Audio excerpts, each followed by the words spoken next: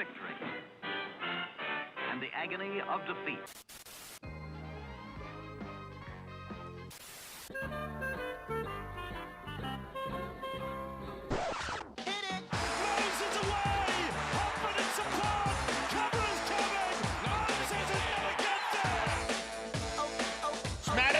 Great ball around the corner, Petticini. He beats them all. Junior Polar out wide, bumped away from Trindle. Sharks coming through. None of them can hold him. Good evening, ladies and gentlemen, and welcome to a live edition of the Tip Sheet Podcast. As always, I'm your host, John, also known as 4020, joining me to catch up and wrap up the final, I suppose, ribbons, bows, ties, everything you want to call on Parramatta's preseason is my good mate, Sixties, also known as Craig. Big fella here to put the run through on Parramatta's 28-22 victory over the Sydney Roosters in Gosford. Good tussle there of the tricolours, big fella. Lots to work on in a positive light, a fair bit to work on in a negative light, in a constructive negative sense. But I think Jason Ryles, when all is said and done, will be quite happy with his preseason trial results and what his young chargers, and some of the old heads too, have put on tape for the blue and gold. And as we chat right now, live at 11 to 9, the Parramatta Eels are in the box seat to claim the Witzer Preseason Challenge $100,000 bounty for the top team across the 3 weeks across the NRL. But it is pending what happens in that Gold Coast game, with the Titans needing to secure all 3 bonus points and go by plus 29 or more in points differential, I believe, to pip the Parramatta Eels. Well, good evening, John. Good evening, everyone that's watching live. And then, of course, to anyone that's listening or watching this on delay, shout out to our sponsors, Star Partners Real Estate, Auburn, Narellan and Parramatta, and, of course, the home of the Eels, Paraleagues. Don't forget, if you've got a business and you're a big Eels supporter, or you're just located in Western Sydney and you want to link with the most trusted Eels podcast and website that exists, then just get in touch with us, because we are open for sponsorships for 2026. John, you spoke before about there's lots to work on from a good perspective, and also a little bit from a negative perspective. But we don't expect perfection in any NRL game, and we expect a long way from perfection in pre-season games. I guess what we have to ask right now is, the Eels are 2 from 2. They're 2 from 2 against finalists from last year in the preseason. Now, we don't read too much into it because it's played under trial conditions. But do you think that the Eels have delivered what Jason Ryles and his coaching team would have been looking for? And then a second part to that, have they delivered what you were looking for? By and large, I think the coaching staff would be pretty happy with this preseason, Craig. They've managed to, and I'm going to knock on wood here because Josh Adokar did have some ice on the thumb on the sideline. They have looked to escape the preseason without any major injuries, as opposed to what happened last year where we had Mitchell Moses out for the first 6 or 7 weeks, whatever it was. So again, knocking on the wood. So that's a big tick right there. And I'd like to think that they've hit a lot of the indicators that the coaching staff would have set in this game, in these 2 games, sorry, not just this week, but last week too against the Cronulla Sharks. I think that the forwards have been nice and physical. In general, the defense has been good. I think today exposed a couple of things that the Eels are going to have to tune up in respect to marking up against more dynamic running halves.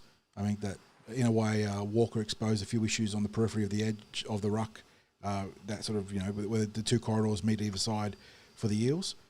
But we saw some seasoned heads play good football. We saw a lot of young kids play some good football. I think probably the big question mark was will be still, I think Jack DeBellin probably didn't have a great game today. He wasn't awful, but he didn't have a great game.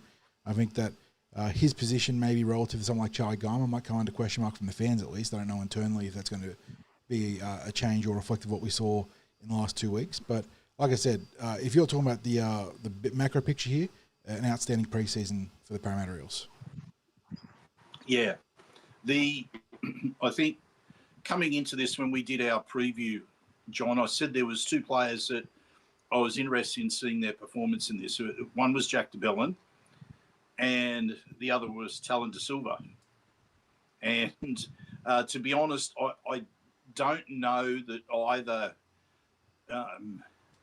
came out of the pre-season as strongly as they would have wanted, because both players would set high standards for themselves. The conversion of their preseason training to the actual on-field trials hasn't been seamless.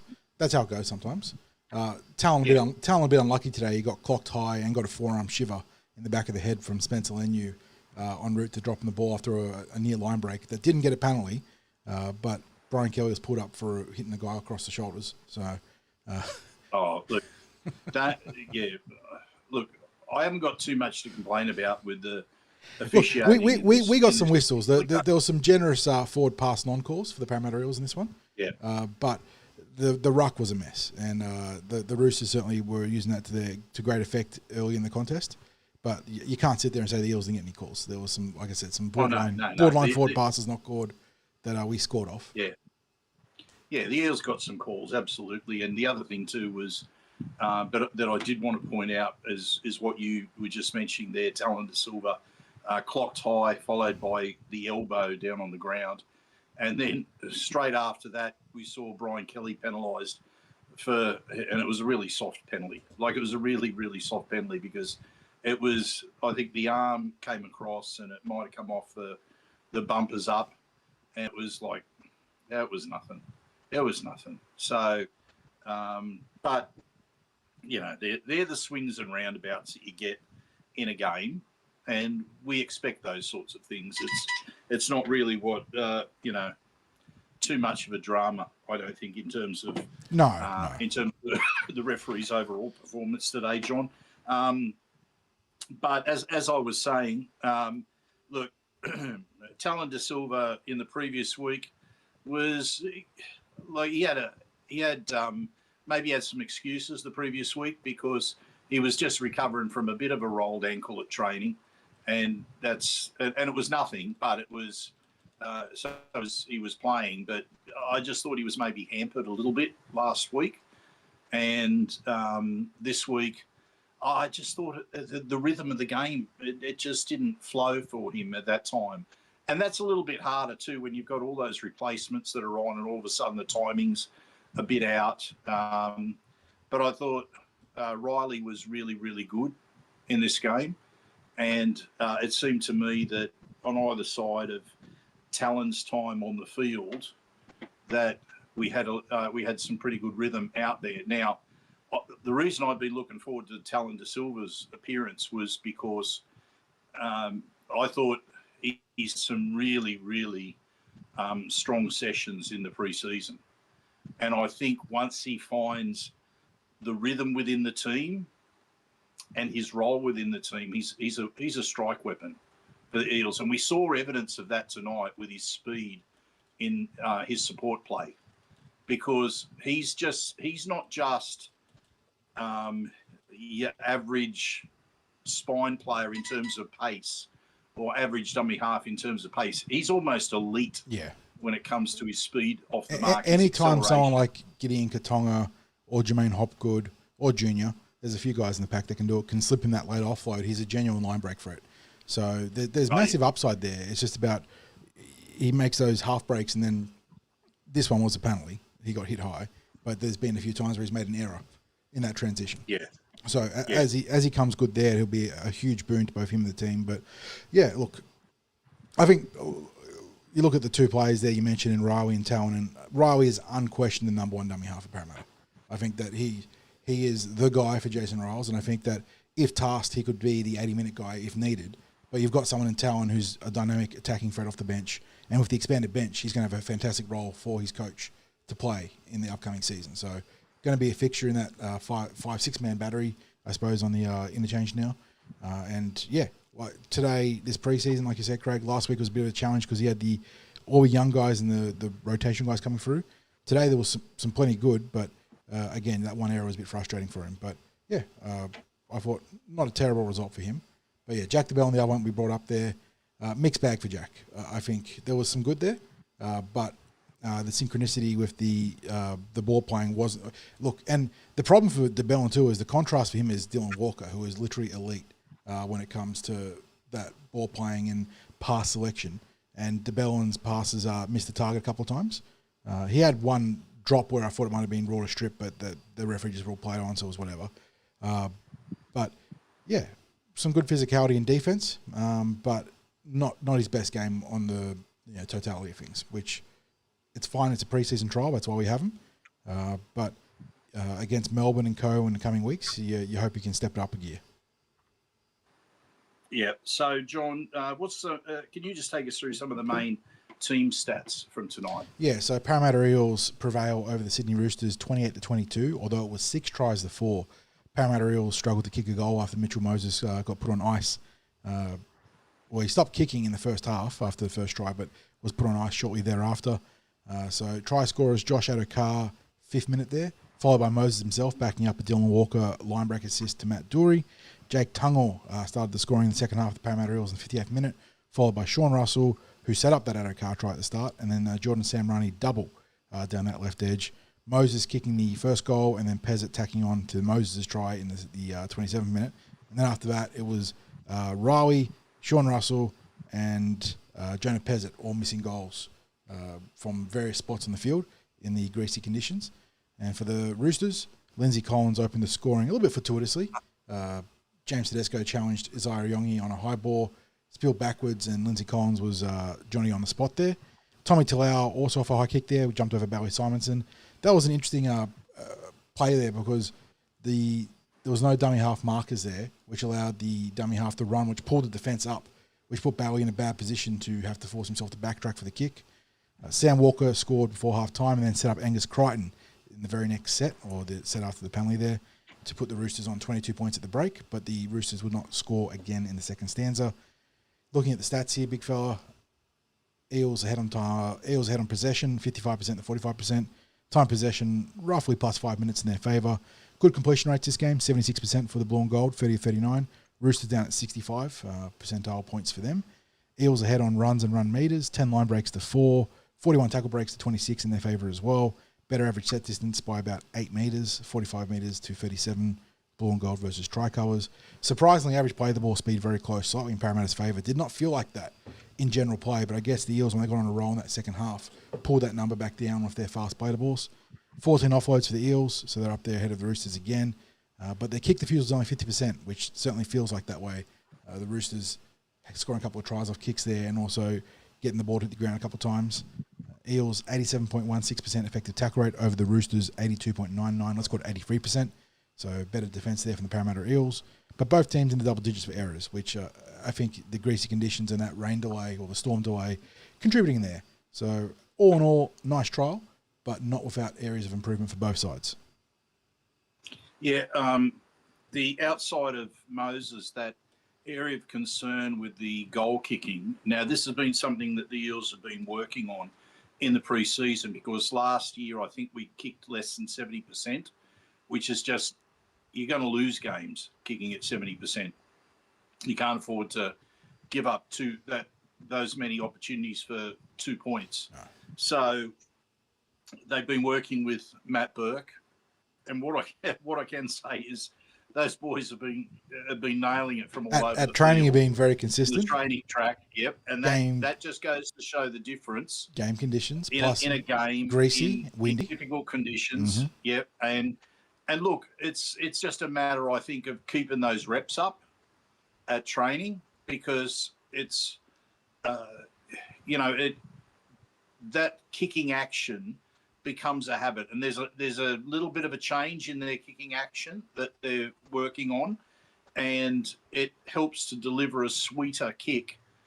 But it just, as we saw tonight, it just wasn't happening in those conditions. But it needs to start happening. But we can't have so many points given away in a game. And what was it? 2 conversions of 6 tonight attempts, from 6. Yeah. It's and look, you can maybe expect to kick it at about 50% if you're kicking from out wide, but you need to start kicking in the 80% mark, I'd say. So that's certainly something to work on. John, I felt the same as you, just on the edge of the ruck with that defence, with especially with a scheming and also fast halfback. Walker, I thought, was exceptional in his time on the field. He he exposed some Matt defensive Dury issues. had a tough passage before halftime with Sam Walker. Yeah. Yeah. Yeah, and of course the interesting thing was it immediately followed Dury just running what we've come to expect from him in terms of that line, the line that he runs. Dury was electric on attack or in attack, but certainly had a couple of pieces of tape there that the coach, and it wasn't him alone. I think Gideon probably didn't help him that first instance where he sort of kicked out too far too early, and then Dury was dragging on the inside. But the second time was not pretty either. So, yes, Dury with a couple of blemishes there in defence, but some outstanding offence. So, you've got to catch up on the defensive side of the ball. You can't play only one half of the game. It's not the NFL. But more good tape from Dury, which is nice. But certainly some moments he's going to get, him and his teammates will get coached up on in the Monday review. I'll tell you what, though, John, some of the threats that we were posing on the edge and Gideon Katonga, I'm telling you now, and we've said it over and over again, he is going to be a major force in the NRL. He's like a shorter but brick shithouse built kick out at times. Like we saw the charge down that nearly yielded a try. That was a fantastic effort. Just took a mean bounce off the deflection, off the charge down deflection. That was a tremendous hustle play. We saw outright line breaks. We saw offloads to Talon to Silver in the left edge. The Roosters couldn't contain him. Not too dissimilar from an SG ball player today, and Chris Petrus, who also had an outstanding game. We can talk about him later. But yeah, Gideon was fantastic, not just this week, last week too, but he is primed for a big season. He is really primed to, you can call last year a breakout if you want, but I think if he can stay healthy and obviously not get derailed by a hip drop tackle like he did in 2025, I think that you're talking about some pretty serious recognition for Gideon Katonga coming beyond the Parramatta sort of boundaries. I think he's going to be recognised as one of the game's better or best back rowers. Yeah. What did you think about the time on the field together with Moses and Pezzett?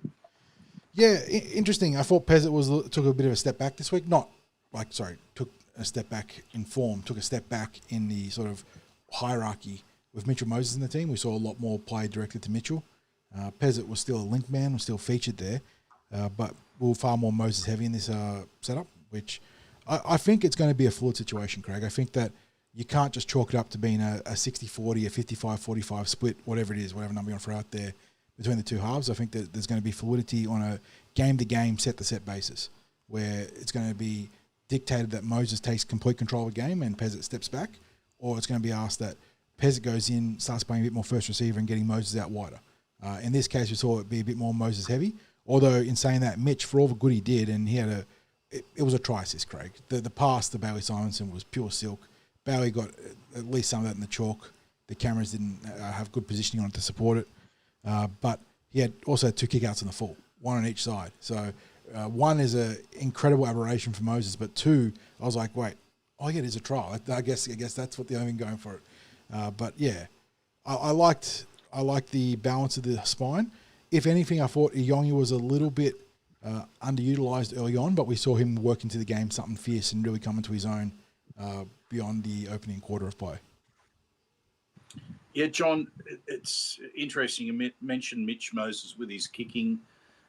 I thought for the majority of the game, and especially the first half, we fell way short behind the Roosters in terms of the kicking game. They were making maximum use of what was evident from a couple of tries there, but they also had a 20-40, which was actually a 20. Just about a 20-20, yeah. Look, the 40-20 I love because there is actually a tactical balance to it. The 20-40 is a stupid rule, but in saying that, Sam Walker kicked the shit out of that ball. That was a tremendous kick. Oh, yeah, absolutely. And maybe it was a measure of Sam Walker and his game, but there were a lot more questions asked from their kicking game, especially early on. We got a little bit back towards the end, but I think that's probably the kicking game. And then also we've done a lot of work on it in the preseason, John, competing for the ball in the air. And the Roosters came up trumps with two high kicks that led to two tries. So there's probably a little bit of work a little bit more work that the Eels will continue to do. As I said, poor Scott Wisemantle. they've really made it. They've really made it a focus. He's going to get the turtle shell on the back. He's going to love it. They're going to get a little bit more work on it, I'd suggest, after tonight. John, what about the Roosters? What did you see from them, and what's your early thoughts on how they're going to go this season? I will temper some of my initial criticisms with the fact that there was no Robert Toyer, no Daniel Tupou, because Sean Russell cooked them really hard early on. He went straight past Junior Ponga. I think it is Junior Ponga. I was playing opposite him because it was Billy Smith up against Will Penasini. But look, their forward pack looked pretty good. I thought Nafao White was really good. He was one of the breakout players of last year. He had good physicality around the ruck. I'm trying to find my playlist here. I mean, obviously Sam Walker was outstanding. You can't overlook that. It was almost like the inverse between Moses and Pezzett versus Ponga. Walker and Daly Cherry Evans, where DCE took a real big back seat in this game and just let Walker conduct the show, which I suppose is a big reason why they bought him, was to allow him to do the stuff that would let Sam Walker shine. Obviously, the Roosters had a bit of success in the air and would have more success with Daniel Tupou there too. That's something to consider. But I thought a lot of their attacking structures, we nullified it fairly well beyond the individual brilliance of Sam Walker. But again, their pack was good. Lindsay Collins, one of the headiest props in the game. He's always on the spot, attacking or defence. We saw him score that first try, but he also had a really nice moment where there was a grubber kick coming back in field. Was it a Yongi? One of our spine players obviously did it, and he dropped back from the middle of the ruck to play as a second fullback, cut it off. The dummy half, I thought, had a pretty good game. Where is he? Especially given that Reece Robson's out for 2 months now, maybe more, with that broken hand. Where was the dummy half? Benai Iolu. He can play, John. Yeah. He can play. Yeah, he had a couple of games last year, had a nice little try assist to somebody to allow on this one with that kick from dummy half. I'm just trying to think. I don't know how long he's signed for, John, but he'll get some traction somewhere else in the NRL for sure. Yeah. Mark Nwang'anitawaze didn't get many opportunities in this game, so that's another consideration for the Roosters attacking threats there. I thought the Roosters were really solid, Craig. Like, it's one of those ones where it's hard to, outside of Walker, it's hard to go out there and say, Angus Crichton killed us or Lindsay Collins killed us. Like I said, Nafao White was pretty good, but they played pretty well rounded until the errors crept into that second half, and when the Eels were starting to overrun them in that second and third string rotations. Although in saying that, both teams were throwing a lot of their season players into the mix deep into that game. While Yes. there were certainly a lot of secondary, tertiary players in there, there were a lot of experienced NRL players in the mix there. But I don't think the Roosters did themselves a disservice, mate. I think that they're showing that they're going to be a top 8 contender, a legit top 8 contender, in what is a very, very even field this year, though, it must be said. Trying to field, you've talked about putting out the Oracle, the glass, what's it called, glass ball articles. I don't Crystal know. ball. Crystal ball. Well, Crystal is a glass and Crystal, they're cousins. The top 8's so hard to tell, mate. It changes every game right now in the preseason, but the Roosters are certainly going to be in the mix. Yeah, I think it's pretty hard to see them missing out on the 8, just simply because they've got, as always, quality players across the park. Yeah. And especially in the spine, I think that's going to carry them a long way. Have they got the players that can take out the title? Look, I don't think so. I'm not getting carried away with Parramatta. My tip on our likely finish is somewhere between 6 and 10.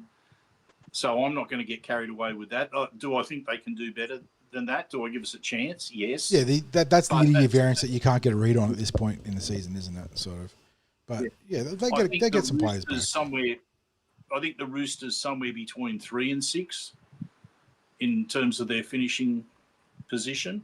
Look, they get Robson, Radley, Toyer, and Tupou back in their top 17. Yeah, they're big ins. I couldn't ignore the work of Walker or of Tedesco tonight, and just the aggression that's brought by Spencer Leniu and he walks a fine line.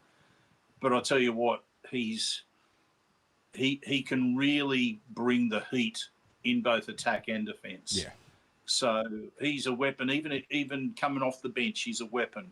So I think they're a strong chance for finals football this year, and that may seem like captain obvious, but there's going to be teams that people think will make the 8 that won't.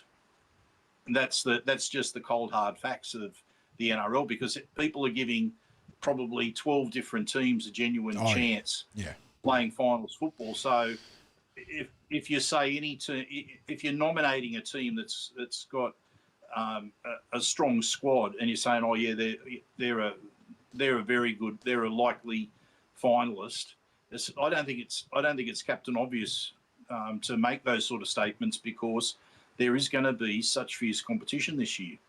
There will be maybe there might be 2 or 3 teams in the competition that might be considered to be easy opponents, and outside of that, I think any team would be able to beat any other team on their day, with, I think, probably the likelihood that the Broncos are going to be very, very hard to beat for the title this year, despite their loss in the World Club Challenge yesterday. It's still, or was it today? Earlier today?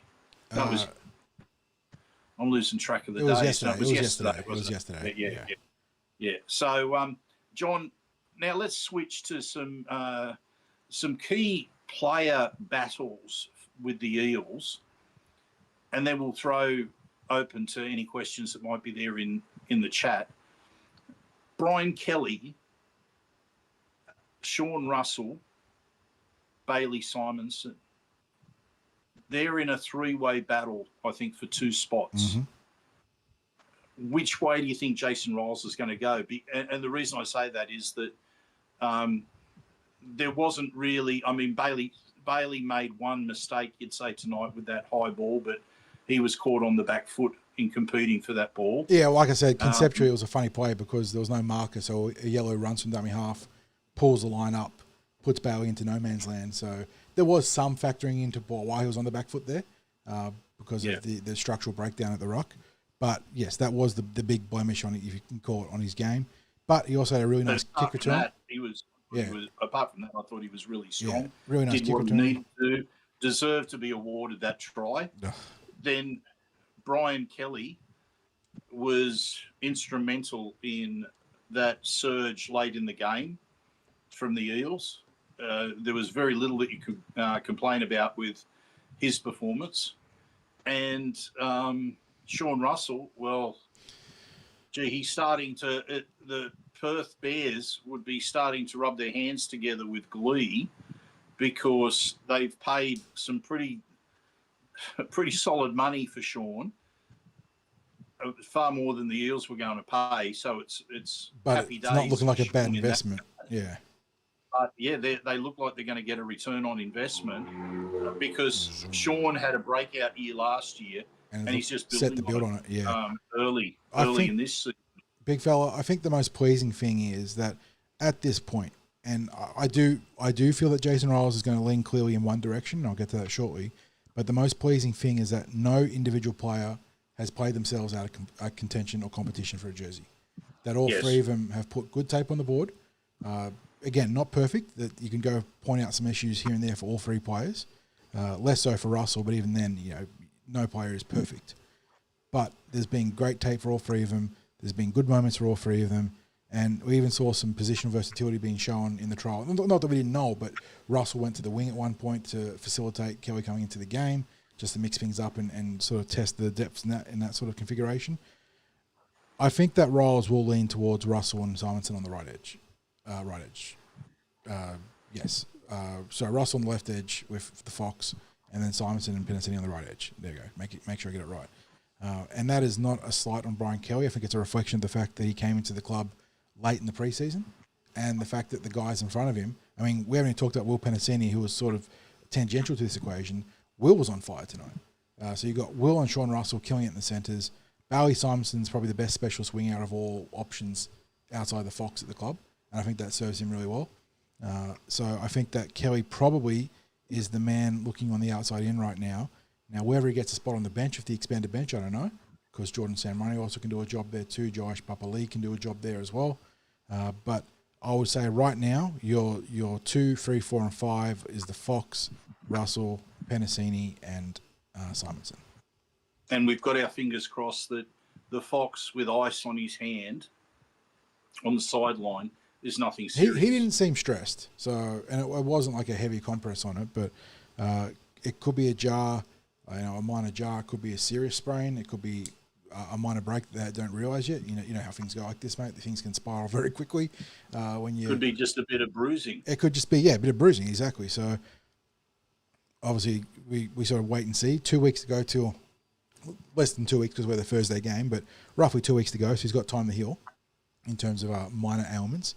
But that looks to be the main concern coming out of this one. I'm just trying to look at the our list of players, and I can't think of, because Moses was joking on the sideline with, was it Will Penasini at one point? They were having a good hoot in the sideline. Look, there is one injury to come out of this game that no one's really talking about yet. And look, I'm going to say it, knowing that the big fella could easily destroy me, but poor Junior Barlow's hair. What's going on, mate? What's with the Felice Kafusi? What's going on? Don't get me started, because I was going to say something at the start of the podcast. I don't think Junior's the only one whose hair has been massacred in the last couple of weeks. Now, I think there's a collection of haircuts amongst the Eels. Mitch Moses, I don't think there's... The aggressive fade. I don't think he's going to go on a head. I don't think his head's going to go on one of those model sheets for haircuts. And look, Mitch is a good-looking lad and usually has a nice haircut to go with, but the fade was too aggressive this time. There's some ultra-aggressive fades across that team, and Junior's got the reverse fade. It's the reverse fade. But what's going on there? Felice Kafusi rocked it last year. What am I missing something? If this cut, the Kafusi, the Barlaw, if that becomes a thing, trim those sideburns. Yeah, it'll be time to give it away. Everything, give away life. I think if that becomes. Now, I wouldn't criticise a big fella to his face, but yes, some dubious haircuts going on across the team there. But that's the biggest injury I think we suffered. Hopefully, is the haircuts, because otherwise, I'm just trying to think. I'm fairly hopeful the Eels came out of this one pretty unscathed.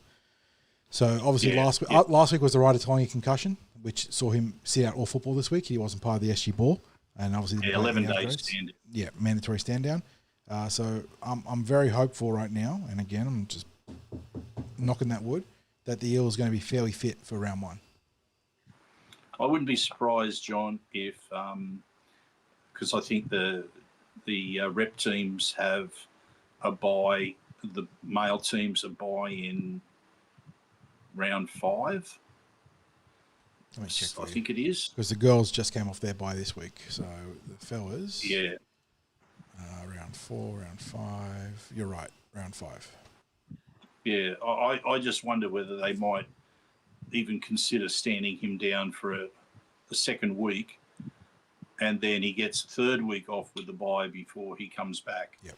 Yeah, just to play it cautious with concussion. They might decide against it. He might be absolutely champing at the bit to get back onto the field, but we saw how strong the SG ball were today, and we'll get to that shortly. I won't delay too long on that. Let's go to the chat, John, and see, is there any comments, any questions that you want to refer to?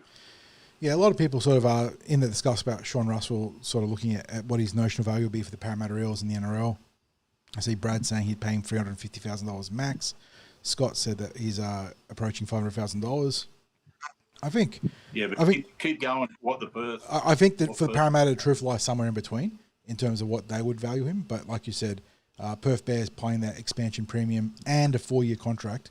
So, yeah, I think that he's secured a pretty good deal there. And look, it's an overpay based on the exposed talent, Craig, but what we're seeing in the last 12 months, combined with what is now a potential, continuance of his growth, he might be paying closer to the actual value of the contract than people would have figured when he was initially signed. So I think the Bears are very happy with their acquisition there.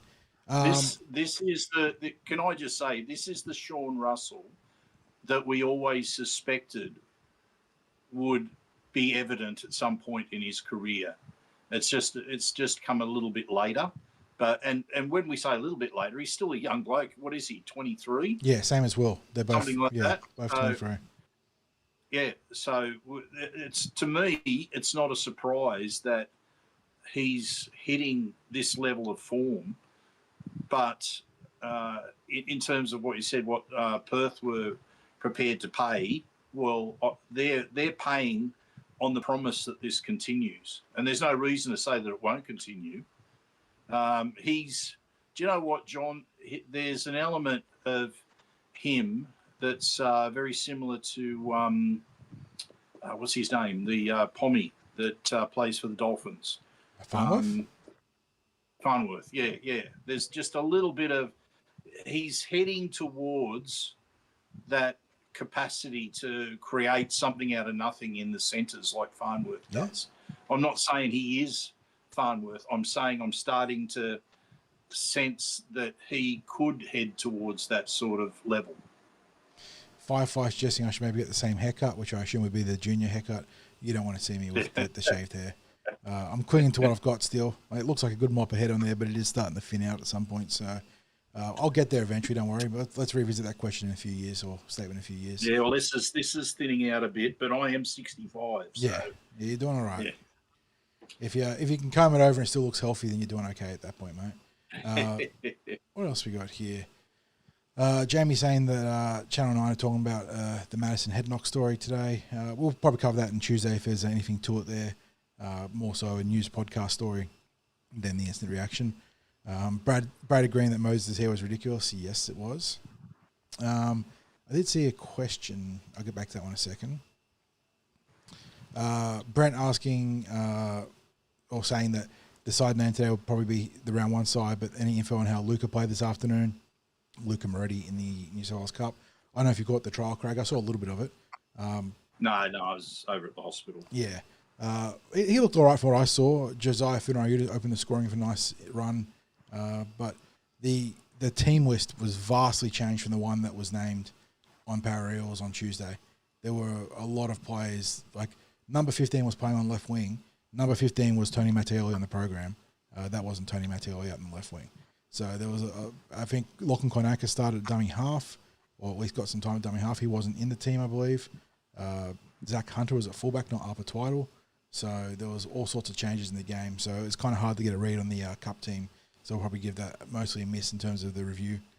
I saw a question about Jordan Samrani. Where are we? From Carl from Redfern. Question, how does Ryles get Samrani into the team? I thought he's shown the attitude we want. Is he left centre next year?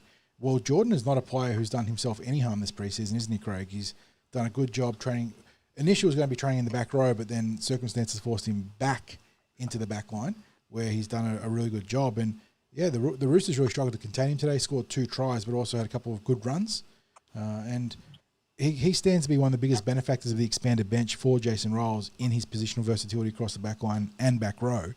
But beyond that, is he maybe a sort of smoky for higher honours in the wake of Sean Russell leaving? I'm pretty sure the coaches like him as a hybrid second row centre. He had to start the pre-season in any of the sort of opposed drills in a wing position simply because of injuries and numbers. To be honest, I thought Jordan started the pre-season slow. Not that there was a problem, but slow, and certainly slow in comparison to how he built into the pre-season, because the longer the pre-season went, the better he's become. It's like he's got a real self-confidence, and I think that's manifesting out on the field at the moment, John. It's for some players, like Tiankum, they started the pre-season on fire, absolutely on fire. And all I was doing was mentioning like Tiankum's name across probably the first 4 or 5 weeks of the pre-season for most of the weeks leading up till Christmas. And he's been able to find that form again in the trials. And it was not that there's anything wrong with it, with his efforts post-Christmas. It's just that there were a lot of all the first starters were back, and they were competing hard in a big field of players competing for either a starting position or an interchange position. And Tiankum's sort of sitting on that fringe, and he's sitting on that fringe because he's a rookie, but he's joined by some players who are going to be unlucky to miss out on round one selection. There will be players unlucky to miss out, without question. And I think we saw today with the team list and the interchange list, perhaps what Ryles and his coaching team are thinking for round one. I don't know that too many players are going to force their way into the first 17 that were named, and then it comes down to who are the extra 2 that are named on the bench. Luca is paying the price of having a pre-season injury late in the pre-season. So he's a bit behind the 8 ball when it's come to getting game time, when it's come to getting scrimmage time in the pre-season. So I can't comment on the form in that trial today. That was at Henson Park again, wasn't it, John? Yeah, Flegg and Cup at Henson Park as part of a expanded series of games there. Although there was no team list, or there was a Cup team list, but it was vastly different from the one that was named. There might be someone out there who got to Henson Park to be able to give us maybe a score or a bit of a rundown on true Parramatta sicko if you're out at Henson Park after the Leichhardt games with the SG Ball and Harold Matz, and then the NRL trial. It was a matter of making choices today, wasn't it? Yes, it was. And a shout out to AJ who joined us in chat. AJ of the league scene, one of the best resources for rugby league information across in terms of not just NRL but all lower grades. And AJ, as those that have watched the podcast know, is a Roosters fan. So he's just sharing his thoughts on the Roosters side of things there. He's very happy with what Sam Walker did, and understandably so. They were a bit disrupted though, Craig. Cody Ramsey was meant to play fullback in the second string today, but had a virus, which is why you saw that awkward reshuffle of Mark Nwang and Itawaze going back to the backup custodial duties there, which explains some things there. Bit of love for Lorenzo, a fair bit of love for Lorenzo on chat. No surprises there. Craig, he came on and immediately lit things up down that left edge. A couple of try assists with some sharp work off his boot, and also a really nice short pass to his... Can I throw him into the same book as Jordan Samrani? Because I thought Lorenzo had a slow start to the pre-season. He then had a little bit of an injury. I think it was around that Christmas time. But since the Christmas break's been over, he's been on fire at training. And I think from memory, in the last known shirt awards, which I named in the training reports last week, he got one of the shirts. So he's built into his pre-season, just as Jordan Samrani has. We got Rachel's getting lost with all the talk of the Walkers because there's Dylan Walker and Sam Walker talk in the chat, and she's getting the wires crossed, understandably so. But yes. Did you notice the dressing sheds when they were having that long wait, and the footage, the cameras were on Charlie Geimer and Mitch Moses, and someone had Charlie Geimer in fits of laughter, and when the camera sort of moved a bit, you could see it was Dylan Walker because he then had Jason Ryles smiling and giggling about something.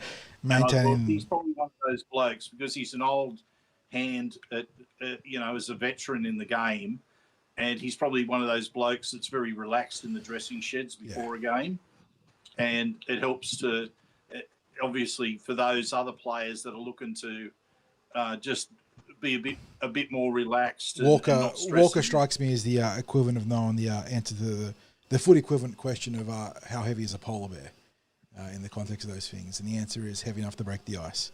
So Walker knows how to diffuse those sort of odd situations when you have a 15-20 minute lightning storm break. So yeah, did a good job there. Score update, Craig. The Titans lead 16-12 in the game against the Melbourne Storm. So still very much within the boundaries of what we need for them to finish behind us in the preseason challenge. But yeah, Lorenzo, very good, mate. Got like limited minutes last week and still looked okay. Still did well. But he came on and really took control of this game. Looked really sharp, good speed, good physicality, great vision with the grubber kicking. He had one try for grubber kick to Sam Ryan. He could have had a second to Kelly, but that was very, like, the contest of the ball was very tight, but also helped with the try assist. It was Sam Ryan's other try too, where he laid on the short ball to the back rower that sparked the line breaking sequence. So really good showing from Lorenzo.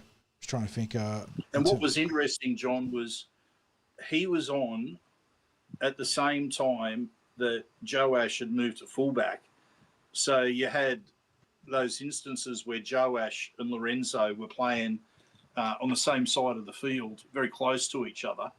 And it certainly added an element of danger in attack because both of them are so fleet-footed. And we've said before about Joash, he seems to have that capacity to beat defenders in the space that wouldn't be much larger than a phone booth. Yes. And you can see the number of times where he's bobbing and he's weaving, and it's like he will beat half a dozen defenders in rapid succession. Yeah, Joash looks good in that regard. Joash just looked. He's just become really, really comfortable out there. And when I say comfortable, I mean in his own skin, like knowing who he is and the role that he's going to play. And I guess knowing as well that Jason Ryles does have faith in him. Yes. Yeah, he's a young man with some conviction into his game now, isn't it? He knows he's got a position at Parramatta. Even as a positionless player, he has a position, which is a weird thing to say. But he knows that his coach wants him in the mix. And he's come out there and looked incisive every time he's had the ball in his hand in the first two preseason games. Whether it was the Sharks or the Roosters, teams were struggling to bring him down. And he was threatening to break the line of pretty much every carry. So great signs there. Just a lot of... I mean, in terms of the big boys, Junior got big minutes here. I thought he looked good beyond the haircut.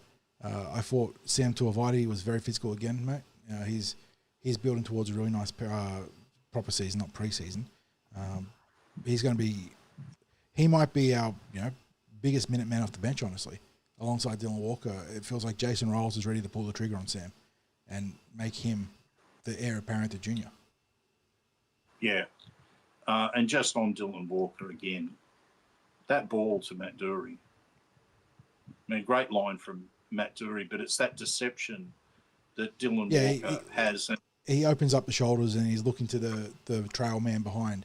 So it creates the indecision in the defensive line. The pass was borderline. If it had been pulled up for a forward pass, I don't think you would have complained too much. It was flat. But, yeah, it's that deception of his whole body that really sells the play. Beautiful concept, though. Just it's so simple but effective. And it's something that keeps the defense honest the entire game because the moment he doesn't pull the trigger on it, he's going to have Mitchell Moses or Isaiah Youngie sweeping out to the left. Yeah. And the other thing, too, that I liked, John, was there was a passage of play where he got the ball and there was, I think, two out the back, and he was looking to pass it out the back, but a Roosters player was sweating on that pass coming out the back. He saw that Roosters player, held the ball, took the tackle. And I thought there'd be someone who didn't have his level of peripheral vision or experience who would have thrown that ball. And the intercept would have been on, and who knows, it could have been 6 points with a try under the sticks. But he held it, and it didn't...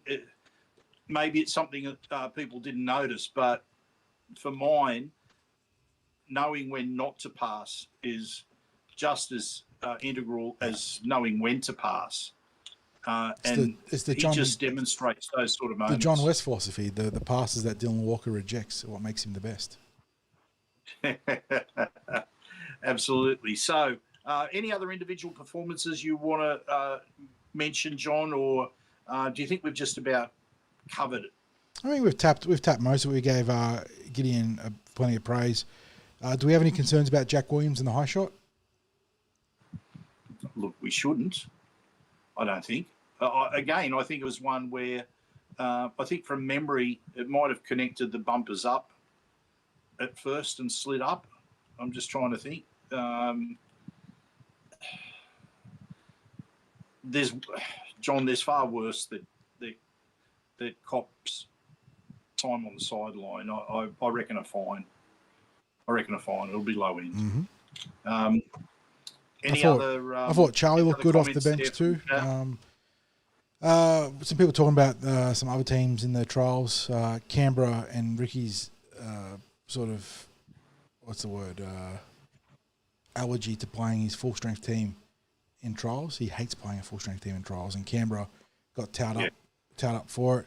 I was just saying in chat that even for Ricky, I thought it was odd that Ethan Sanders wasn't exposed to any combination play in the trials, because I know Kobe Black got hurt, which puts Sanders in the undisputed number one seat for the halves position. But Sanders isn't coming off a whole ton of football for the Canberra Raiders. I thought they would have wanted to test his partnership, especially because the reports today were, in the commentary I was listening to, was that he's going to swap sides. He and Ethan Strange are swapping edges. Sanders will run the left edge and Strange on the right. So not putting that into proper opposed play is a little bit surprising, but Ricky always marches to the beat of his own drums, for better or worse. What else? And yeah, Dave. What about the Tigers? Is there much speaking about the Tigers that their winger certainly has Macassini caught the imagination of followers. Big, powerful unit down that left sideline for him. Yeah, Tigers 26-12 winners after coming back against the Roosters last week, capping out a pretty good preseason for them. It's funny. I think you look at their roster and the the Tigers have a lot of reasonable pieces. I still think the biggest concern for them is their coaching. I think Benji is far from proven in that regard, and that's not a slight at Benji. He's just literally an inexperienced NRL coach that was given a 5-year mandate now, like out of nowhere, if anything, as a sort of, it felt like an emotional response to the fans crying foul of the Shane Richardson axing. I think that their forward pack still, I don't know if they can compete week to week with the Tigers, but Bull is a fantastic running fullback. Macassini looks like a real talent on the left sideline. Taylor May, for all his other issues, is a great player in the centres. Toa and Taruva are good players. Still missing a recognised 7, but Luai and Duahi or Dewey, they've got some talent in the spine there. It's still hard to sort of put them above a hard ceiling of like 10 on the ladder right now until it's like, and look, we say this as Parramatta fans coming to the season where we finished 11th, and yeah, we finished hot, but we had a lot of issues last year. But for the Tigers, what have you done for me lately? The Eels got to a grand final in 22. The Tigers haven't done anything for over a decade. So as mean as it is, you want to see them unequivocally prove it to you on the field. They've got to put together a strong opening couple of months and then not fade away for me to buy into them being top 8 competitors. But in saying that, they've got some good players in that roster. Like they really do have some solid players in that roster. Yep. So, John, how about we do a 3-2-1? And yes, Patrick was waiting on our man of the match. Yeah. Let's get. We'll say to the chat too. Throw your 3-2-1s at us as we give our takes on our awards. 3, so, John, you can fire on first. One player that we didn't really talk about, and I think he'll probably feature in the points, was Azari Yongi. We didn't really touch much on him. But barring that early error under the high ball that gave way to the Lindsay Collins try, I thought he was really clean. Nice kick returns, great playmaking involvements. Looked a handful across the park for the Roosters, who were barely able to put a cap on him. And then Will Penasini was very good, actually. Jeez. This is tough. Well, let me kick off then, John. You mentioned the player that I'm going to name for my 3, and that's Isaiah Yongi. I thought, number one, he had enough game time that I could go for him I could nominate him for the 3 points. And as you said, apart from that early error, every time he takes that kick, it's instantaneous. His bounce back, just the change of gear, instantly onto the throttle, So he gets 3 points from me. Yeah, I think realistically it should be 3 for Yongi, but just to zag against your zig, I'll give the 3 points to. Let me just check these stats over here for him. Yeah, I'll go Will Penasini. Just he's copped a bit of criticism in the last 12 months. I think he looks really good. Would have had a try to his name if it wasn't for the ankle tap. 9 runs, 131 metres is tremendous efficiency. 4 tackle busts, a couple good tackles as well. He's looking. I think he's primed for a big season. Maybe it's not going to convert into a representative tier season just because the Blues are loaded with outside backs even before the origin changes, the eligibility changes. But I really liked what I saw this week. I think he's looking sharp. John, I'm going 2 points to the birthday boy, Riley Smith. Yep. I thought his work around the ruck was exceptional. I thought he took the attack forward. When he was out on the field, everything was moving in the right direction there. And Riley is Riley when it comes to putting pressure on kickers and just really being a nuisance in defence. And Voss was intimating that his play on Walker at the start would have been a penalty advantage for the Roosters. No. Surely not. That was as clean a hit on the kicker as you can ask for. He went through, didn't touch the plant or kick leg, tackled him to the ground. So surely not. That wasn't. I don't know if Voss was playing with audio from the bunker in his ear. I hope not.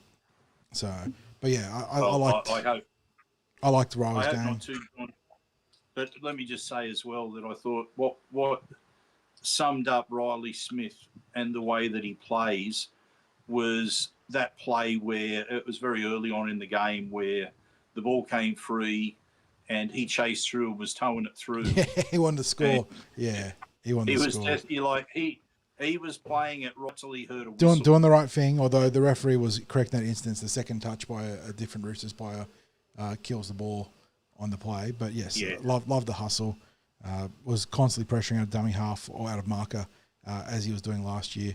And honestly, his goal kicking wasn't that bad. A couple of tough attempts from the sideline.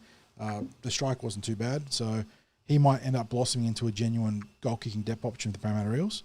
For anyone out there who knows Tukes, because Tukes is quite famous in, not just within the Eels club, but people who listen to 2GB will hear Tukes often ringing up and sparring with blokes like Mark Levy. And anyway, he was making a nuisance of himself at training with a bit of banter with Riley as Riley was doing his goal-kicking practice, and Riley had nailed 2 from the sideline on the side that he missed tonight. Right, so he nailed 2 in a row right through the centre of the post, and Tukes just calls out, "I'll buy you coffee for a week. You're no chance of kicking this. If you do, I'll buy you coffee for a week." And I turned to Tukes and I said, "Mate, he's been kicking them all pre-season from there. This is not a good bet." And, of course, it went straight between the posts. Now, I don't know if he's come good with his bet as yet. That's yet to be seen. But Riley has been, he's a bit of a perfectionist. He will just keep working on something. So his kicks weren't too bad, but they weren't as good as what he's been delivering at training. Now, I'm almost having to commit to the bit now. If I'm not giving Yongi the 3 points, I can't give him the 2 points. So I'm going to go to the left edge with Kitione Katonga, who I thought, again, the numbers themselves aren't eye-popping. you look at what he has there: 6 runs, 77 meters. Apparently, just the one tackle break, but he was pushing defenders around. He was free in the arm for the offload. Had the line break in the left in the second half, and another player I think is poised for a massive year. This is where it gets hard for me, John, because I'm not sure whether the 1 point should go to Gideon or whether it should, go to Will Penasini.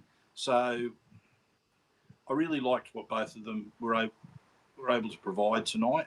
I think I've got to go with Will because he was unlucky not to score. He just got that ankle tap, which slowed him up just enough for Billy Smith. Although I do wonder as well if it had to come back, whether there might have been a Parramatta hand in forcing that ball free that Will picked up. So, I'm not too sure about that. But he was unlucky there. He was a menace every time he was carrying the ball into Roosters defenders. Looks like he's bulked up quite a bit and it hasn't impacted his speed. Now, people might go, well, that's strange there after he was just run down. But he really just copped an ankle tap. I haven't seen any evidence that he's lost pace. He's shown plenty of line breaking threat in the last 2 games against both Cronulla and the Roosters. I think that he's looking explosive, which is good. My 1 point. Look, I think realistically, I should just give it to Sean Russell. I thought he was very, very good. But if I had to go beyond Sean Russell and look at some honourable mentions, I think we were talking about Junior, Sam. I thought they were both good. Sam Riney and the trio of Sam Riney, Papali, and Talatina off the interchange as well. But I'll go to Sean Russell, I think. And Dylan Walker too was also very good. But I think Sean Russell, just what you saw in that opening try for the Parramatta Eels, is the hints of the realisation, the player that we'd heard about. I mean, we saw him, Craig. We were there documenting his journey. But the player that you'd heard about from the coaching staff and the people out of Rouse Hill as a young kid about how special this kid was going to be. And not to say he hadn't been a good player prior to the last season, but he's really starting to find his feet now and emerge as a genuine NRL plus player. Well, John, I will come back to when Andrew Johns was there as a specialist coach, and he was working with the spine, and at that stage it also was including the emerging spine. I think Sean Russell was included as an emerging fullback. And I asked Joey after he finished a session with the players, and this was around the time of COVID as well. So they were often training behind the fences that were put up around the fields back in those days. But I said to him, how are the young ones going? Because he just had a session with the young ones. And he goes, oh, yeah, pretty good. Then he goes, who's that bloke, Sean? And I said, Sean Russell. And he goes, he can play. He can play. And that was pretty much all. And he was the one that nominated Sean Russell. And this is going back, to 21? 22, whatever, 2021, wasn't it, when he was there? Because roughly, yes. Yeah. We had 2022, we had Michael Ennis and what's his name? The former St George coach. Mary McGregor. Mary McGregor. Yeah. So they were there in 22. So yeah, it must have been 21. But he was impressed by him back then, and it's like all of the promise is starting to come to fruition there. So how are we with our chat room with the 3-2-1s? Got a lot of concern about the Gold Coast game. The Titans have just scored under the post. I think it's going to be 26-12. So they're edging towards the points differential margin they need. But they got to win by 42-12. They've only got one offload though. You need 10 offloads, I think it is. So they've got to work on that one for the bonus point. So that is one thing in our favour right now. At least that's what the game centre says. But going back to some 3-2-1s I saw, Nick says 3 for Penasini, 2 for Yongi, 1 for Kitione. But he said it's also really tough again this week in the best way, with the whole team being quite solid. Yep, I think that's a fair way to undercut any potential points given out. Seb goes 3 for Yongi, 2 for Kitione, and 1 for Lorenzo. I like that set of votes. I think that's a good one there. Going up now, Phil, 3 for Yongi, 2 for Penasini, and 1 for Riley Smith. He liked the difference in tempo for the Eels when Riley was on the field. Scott Whitney saying 3 for Riley, 2 for Russell, 1 for Katonga. Jamie going 3 for Smith, 2 for Yongi, 1 for the Kit Kat. Brad saying 3 for Russell, 2 for Penasini, and 1 for Samrani. The outside back's getting some love there, Brad. Rachel going clarifying in capitals. Dylan Walker, not Sam Walker. 3 for the Dylan, 2 for Russell, 1 for Samrani. Riverside saying 3 for Russell, 2 for Katonga, and 1 for Lorenzo. Neil Ross going 3 for Russell, 2 for Walker, 1 for Lorenzo. Good to see the young gun there picking up some votes. Certainly, look, there's a lot of competition for that soon to be vacant number 6 spot, and Lorenzo is putting in some early work for that claim. But yeah, good set of votes there. I don't think anything was too untoward there, Craig. Yeah, it's I think it's been a fair spread of recognition for the players for tonight. Let's quickly cover the junior reps now, because it was a double win for the 2 boys teams today. The girls were on a bye.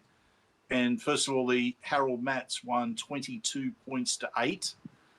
And it was a really tough game, John. I thought it was a quality physical contest, that Harold Mats game. Yeah, I felt bad for you for this one, Craig, because I called the SG ball. They were per program. You called the Harold Mats, and it was a massive reshuffle ahead of kickoff. And by the way, Derek gets his 3-2-1 in, saying Riley 3, 2 for the Kit Kat, and 1 for Lorenzo. Another good set of votes there, mate. Good to have you on chat as well, Derek. And Derek also clarified, I think that Bar TV had the games for the cup and flag flipped incorrectly on Bar TV today. So I think the flag won easily, and then the cup went down close to the Roosters. But yeah, 22-8 in the Harold Mats. Eels staying undefeated here. After we got through all the logistical errors for you, mate, or errors, not on your behalf, the nightmare that was the changes, we got a game where, the Eels prevailed 5 tries to 2 with only 1 goal kicked. That's an issue. That was an issue back in round 1 that we flagged. That goal kicking could be an Achilles heel for these Eels, and it hasn't hurt them yet, but it's going to at some point. They're going to meet a team that can go set for set with them and come down to ability to tack on 2 points onto your 4-pointer. And right now the Eels haven't got a great goal kicking option. But in saying that, late change here. I don't know if it was a late change. It was a late change on the team release, but maybe it was planned all along since he had the 6 in his back. But the 5'8" Danny Abdulhamid came in here and did a really nice job. Really pulled the strings on that left edge. Created a few tries down that side for, I think William Mamia Epe was the biggest benefactor. But you also saw Lorima Ciacio score down that edge too. Hayden Bell could have had a double, should have had a double. Scored a really nice try early on. And then gave himself away in the second half, mate. The referee was going to award that try 100%. But Bell didn't manage to plant the ball in his own estimation and got up trying to chase it. And caused play to go on and the try to be undone. But, yeah, I thought Bell good. You like Spencer Sorensen in this one, I know, the dummy half. You thought he did a good job. Yeah. I thought Capavilla had some nice carries as well, had a big line break at one point. Couldn't get past the fullback, but then again, you're not expecting a back rower to be able to run past the fullback. And yeah, big reshuffle on the bench, putting Chris Swaliti and Dion Haynes as the middles on the bench there. Again, I like this teammate. They're growing, and I'll say this, Lorima Ciacio, who has been the player to watch in this grade for the first 3 games, put the fullback this week, but I don't think the team did a great job integrating him into their systems. I don't know if that was a sort of short notice change, because we know that CSU's got all the athletic talent in the world in that regard. And it wasn't for a lack of him not trying to be involved. He made a couple of really great plays. There was one moment where he managed to get back in the field of play on a grubber kick that pulled up, millimeters, centimeters inside the dead ball, where he beat 4 or 5 chases and got back to the field of play. Phenomenal effort. But it just didn't feel like the structures were there for him to be taking advantage of all his blessed physical gifts. So that's something I'm looking forward to. But beyond that, I think they're doing a good job in this grade. It's a young team. They're 3 from 3. Biggest question mark for me is the goal kicking. And I don't know what they can do there, but they need to find a way to improve it. Yeah, a big tick there for Danny Abu Hamid, who that was his debut. That was his debut today, yeah. Starting at 5'8", and as you said, he was pulling all the strings there on that left-hand side. Great short kicking game. Put a lot of pressure on with that.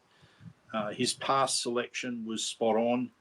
He threw the cutout pass for who was that out on the wing again? That Mamiya Epe? Epe. Yeah. Epe, yep. A great cutout pass for that. There was also a wonderful short ball too for the try assist that I'm trying to think who scored that try now. I think it was off that really short ball. I think it was CSC for that one. Was it? Always, they've credited CSC. I wasn't sure if it was the back row or CSC in the game when I was watching, but they've credited CSC in the match centre. So let's give it to the fullback. Yeah, but look, it was. Yeah, I'm pretty sure it wasn't because I think the back rower on that side was Khan Jackson, and I don't think it was Khan Jackson that scored. But anyway, it was a wonderful short ball that he threw there, and he just and it was, held it up really nicely. Yeah. Because he'd gone wide before, you could see him peeling off, and he just read it beautifully and punished him. Yeah, and so I thought for his first game in the team, let alone the starting lineup, I thought he did exceptionally well. I actually gave him as the not just the man of the match, but I've given it as the man across the two grades. It was also hard to separate a lot of good performers in the SG Ball. So let's talk about the SG Ball now. What an interesting because game. That was it was an awful first 20, 25 minutes. And Errors then everywhere. The pedal was pressed metal after that point. And my goodness, they were John, down 6-12, and the try base score was a brilliant individual effort from Lima Rokosuka to score against the run of play and turn a potential 6 points against Parramatta into 6 points for them to bring the scores back to level at that time. They were dropping the ball constantly. 20 minutes into the game, they were a shadow of the team that we'd seen the first 2 weeks, and then suddenly you're at half time and they're up 30-12. Like they just effortlessly switch gears, and there are a couple of players I think that you can sort of single out in that regard. One being off the interchange and Chris Petrus, who was just had spiders on him the entire game. But the entire team just changed gears, and the Tigers... Was that like 24 points in 10 minutes? It was like that? Something like that, yeah. What have we got here? We got tries in the 25th, 28th, 31st, and 34th minute. So 9 minutes. Seeing now a Fletcher and then a Riley Davis double completely changed the score complexion heading into the sheds. And look, Riley Davis... That try Davis scored, that was audacious. Yes, like, the left edge one. Left edge, second tackle off the kickoff. Yeah. Just crazy play. Yeah, look, Riley Davis was outstanding. Chris Petrus, best on field. But then you had good games from Bamblett and Fletcher. I thought that the backline raw nicely involved Rokosuka, Howard, Pritchard, and Bloomfield. Again, Jackson Coyner with 3 primary middles out in Talangi, Ong, and Nunn had to show a lot of workload. And he got plenty of help in this one actually, but Coyner was very good. Michael Nauer on the edges, excellent down that right edge, junior year edge forward, and he doesn't look out of his element with the physicality. But I was really pleased. The player that I was really pleased with this week, and while he wasn't the best on field, I thought that Billy Fanene off the interchange was excellent today, Craig. I think in a game where you were down a lot of middles, he really stood up, had a big stint off that rotational work. And then the other player on debut who had some nice impact later in the game was Viliami Fafita. Came in, good leg speed, nice drive through contact, was winning the ad line pretty consistently. So, yeah. I think they were really keen to see how he went too. Yeah, did not hurt himself there in that regard. And I don't know where he fits in once these guys come back, because not many teams can afford to have a Riley Davis and a Samuel Polly come into their starting team after losing key players in those 2 positions at fullback and lock. But the Eels certainly have that luxury right now. And it is... I was thinking about this, and there's a lot of season to play, so I don't want to start glazing them and praising them too much. But pound for pound, this has the potential to be the best SG Ball team I've seen in a long, long time. And that's coming with the consideration that we literally just watched a grand final team last year that were undefeated for the regular season and the 2023 premiers. This team just has talent in every positional group, like great talent in every positional group. So really good. And depth. Yeah. And depth. Yeah. The depth is insane. It's insane.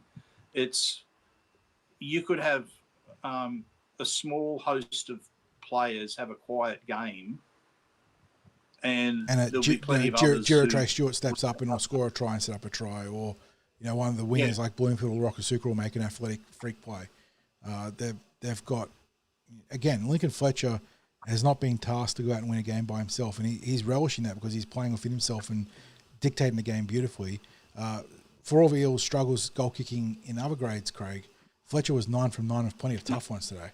He was lacing it left, right, and centre. So yeah, Eels. What was he in the first week? 7 from 7 or 8 from 8 or something like that? Let me pull up the receipts for the Parramatta Eels. So Fletcher in the 48-point win was 8 from 8, yes, and then didn't play in round 2 because he was playing in the Cronulla Sharks trial. And in that game, the Eels still went 6 from 7 with Cyrus Bloomfield. So not bad. And what, 9 from 9 today? And then 9 from 9 today, correct? Yeah. So he's 17 straight. No pressure, but yeah, 17 straight. Yeah. And it could have been 20 collectively, 24 straight with Cyrus, but he missed one. So the team is firing on all cylinders. I spoke to him about that, and he said he hadn't been happy with his goal kicking last season. That there were times when he didn't feel that he struck it as well as he should have, and didn't have the consistency. Well, I won't say too much more because I don't want to put the 60s mock on him, but the consistency of his strike's certainly there. He's someone who I think has really benefited from the preseason and the work with Matt Burke, with the Eels goal kickers and general field kickers have been doing. So, John, it was you rattled off all those players. It was really hard. I found it hard to separate who you could say was the best on field today. I know you went for Petrus. I thought Riley Davis I thought he was outstanding. Cameron Bamblett is always a force to be reckoned with out there. Same for Lincoln Fletcher. You could find a reason for all those other players as well that you mentioned. It was just a hot field in terms of trying to pick the best out of that. And let's just say that they played footy for about 40 minutes. They weren't great for 70 minutes, which is the normal game time. You'd have to say their best football was confined to about a 30 to 40 minute passage of football either side of half time, and they really got that job done in that particular period. Yeah. So there's, as we said, there's a lot. I think there's a lot of decisions they have to make about who might go up mid-season into flag, or who do they keep them all in the SG ball team till the end of the season and not promote anyone until their season is done.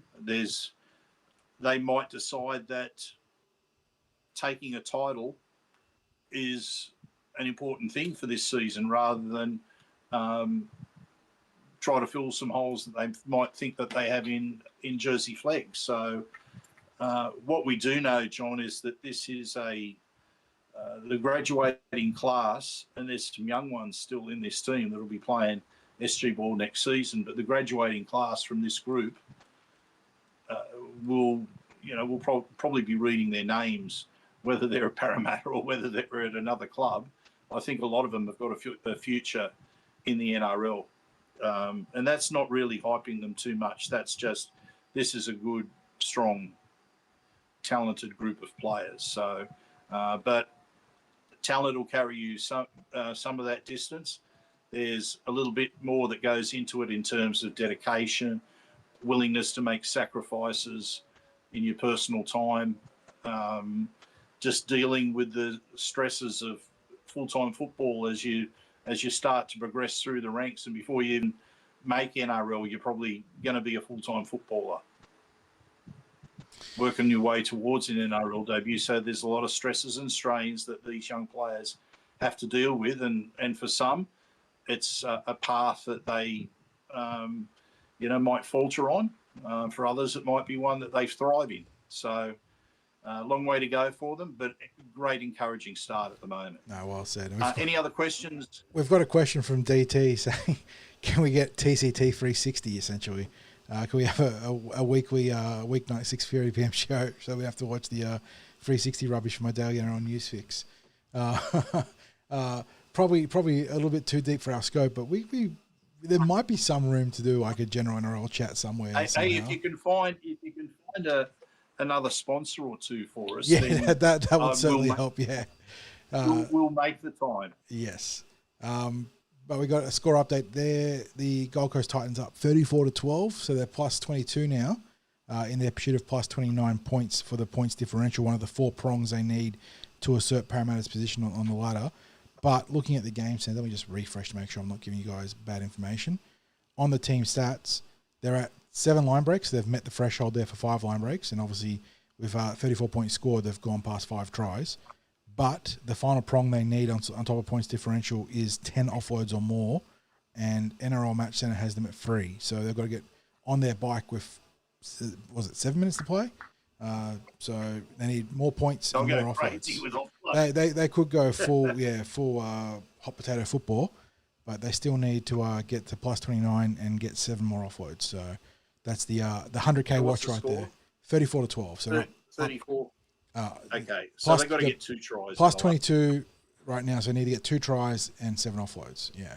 Now 36-12. I'm getting all these messages sent to me, John, about the Storm throwing it to screw us. Well, while we were just talking about that there, the Storm were at like 56% possession down to now 51% possession, so this looks like a weird game. I don't know what they're doing here. There was some concerns. I think Brad in chat was talking about are the Storm actually going to throw this game to spite Parramatta? And I said in chat that I joked with you about that in the green room, but I didn't think they'd do it. But you know what? Maybe this year, maybe they're not throwing. Maybe this year Melbourne might actually have a bit of a slide. I don't know. Or maybe they are throwing. Who knows? Yeah, I don't know. That makes us well, John, I think that just about wraps things up from our perspective. We've got a big week ahead of us still with plenty of content coming your way. We've got no shortage of podcasts that we've got to put out to you also. Don't forget the usuals, such as the news podcast on Tuesday, the Junior Reps special dedicated preview podcast that we put out on a Thursday or Friday morning. There won't be any instant reaction this week because there's no match for us to give an instant reaction to, but we'll certainly be, but we have been recording a podcast. I'm not sure how keen people will be to see this, but it's actually one with Chris Ricketts and John interviewing me on the Eels past and my experiences as a supporter, which Chris was really keen to get out there to everyone. So hopefully it means something to people who do watch it. So, John, thank you for tonight. Thank you to everyone who's watched live. Thank you to our sponsors, Star Partners Real Estate, Auburn, Rellan and Parramatta, and, of course, the home of the Eels, Parramatta Leagues Club. Don't forget, like and subscribe to whatever platform that you're watching this on, especially YouTube. We really want to get over that 1,000 subscribers. We're getting so close to it, and we're often getting up towards 2,000 views on YouTube alone, let alone the other platforms. So we're really keen to hit that 1,000 subscribers mark. If you're watching but you haven't subscribed, do us a favour. And if you know someone that isn't subscribed, put the blowtorch on them. Get them to subscribe. Do us a favour, mate. Oh, that's going to be a good meme this year, getting the blowtorch out. Make them come to the party. Yes. It'll be good for the game. It'll be good for Para if you do.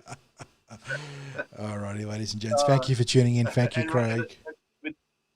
with that said, John, as I always say, go you mighty Eels, para proud.